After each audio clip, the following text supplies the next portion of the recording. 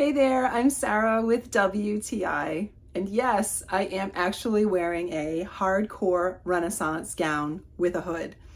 I want to tell you that I purchased this very specifically for a themed party, and I was blown away by how well it was made, how beautiful, and how comfortable. Let me give you a full-length view. The colors are brilliant. The gold, the red, the black, the little details like that are really nice. It does have a functioning lace-up bodice in the front, which makes it adaptable so you can pull that as tight as you want or as loose as you want. And I like the detail of the black lace on the inside of that bell sleeve. I did get an extra large. I think that's true to size for me.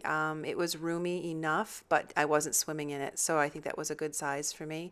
And I was worried that the upper part of the sleeve would be too tight, but it was not.